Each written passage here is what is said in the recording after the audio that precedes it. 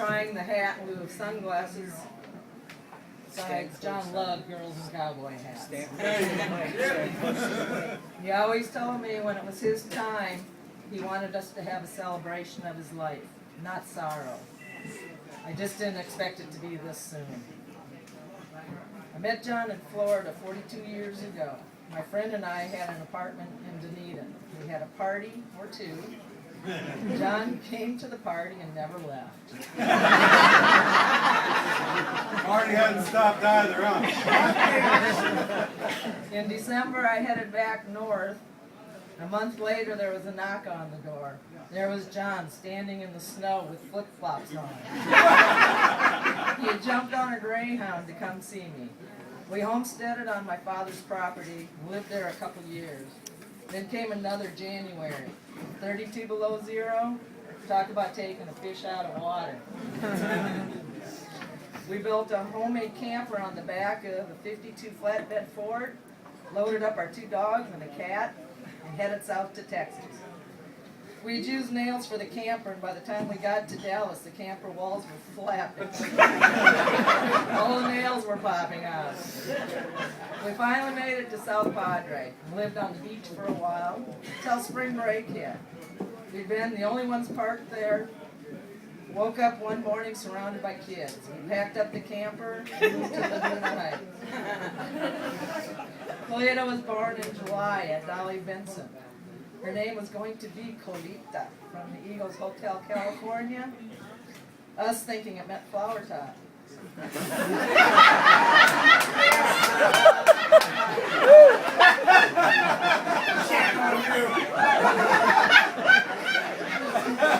Sarah said, "Do you know what that means in Spanish?" We go, no.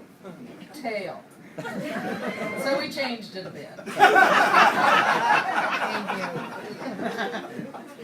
Years went by.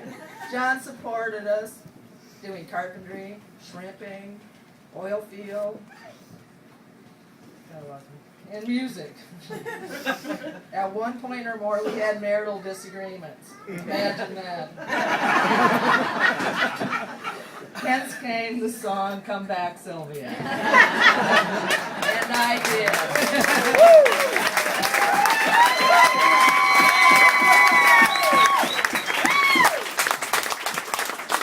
Go, girl!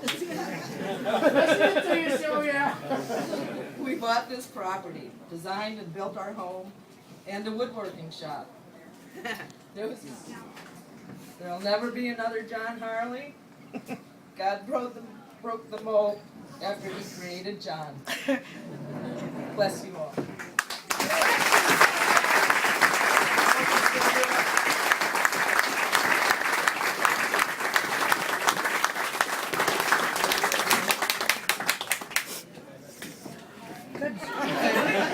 We're going to try this. First off, I've got to say my father has one last time packed this place. And he is so happy and so ecstatic right now to see all these faces of loved ones in here right now. Also, on another note, first things first, I have little index cards back there. And, okay, let me stick to my script. Okay, my favorite times with my dad was sitting around with him and listening to his crazy life stories. I know each and every one of you have at least one story. So I've placed note cards back there, and if you guys could take a few minutes out today and tell me the stories, you can leave them anonymously, I don't care. It's okay, I want to hear them all, the good, the bad, and the crazy. Okay. My father's and I relationship was anything but conventional.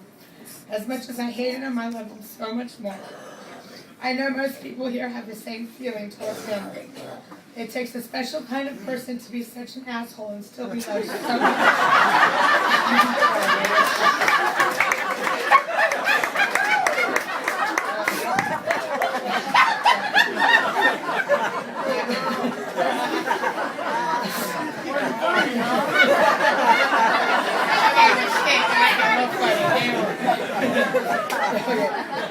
So this last week has shown me the abundance of people he truly touched.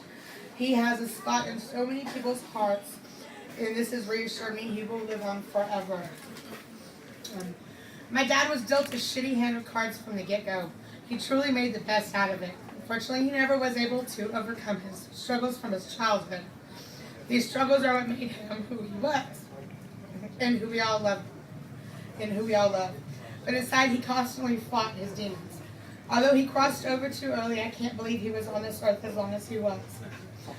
No one knows more and understands more than me what went on in his head, and it is exhausting, so he's much happier now. My father was faced with hatred and judgment and criticism his whole life, and that saddens me. He never deserved that. He was all heart, and his actions always came from the heart. If he would have used his brain a little more, maybe his decisions wouldn't have been so rash. But it was all heart. In this last year, my dad had made his peace. Any true relationship that had been broken had been mended. He was a legend.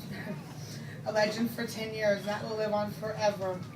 He watched his struggling daughter get her shit together and fall in love and get married to the most Christmas man.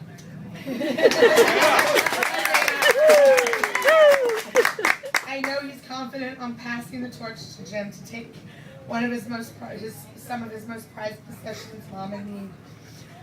The only thing he never was able to do before he passed was write a song about me, and I'm never going to let that one go or let him forget it. Going back to how our relationship was unconventional. I've always poked fun of when he dies, but for it to actually happen is a bit overwhelming. But I know him, nor I have any regrets. We were probably the closest father-daughter relationship ever. We weren't right by any means. But it was all true, unconditional, highly spirited love. When he passed, there was no hesitation or fight. He knew what he was doing and what he wanted. In John's reality, he died Sunday night holding his wife for 42 years in the bed he made in the house he built. Sounds kind of like a script, but that is how his life was. Almost scripted. The last 15 years, I have watched him create a John niche, and he has blossomed and become a legend. He figured out how to have Bud Light deliver his beer twice a week, to have a full beer cooler at cost, 24/7, and a huge stage that has created and held many, many wonderful musicians. He got to be the front man in the most charismatic, powerful band in South Texas, and these aspects will always live on.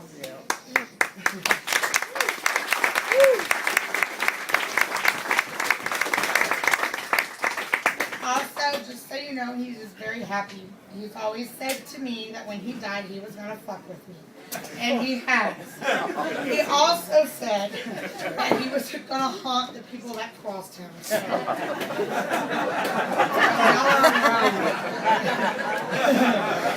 Beware. I'm going to sound like the crazy daughter that's not coping well. Maybe that's the case, but I don't think so. I felt him with me a lot this week, and he's great. He's happy. He's no longer in pain, mentally or physically. He's finally, after 58 years, truly okay. There you go.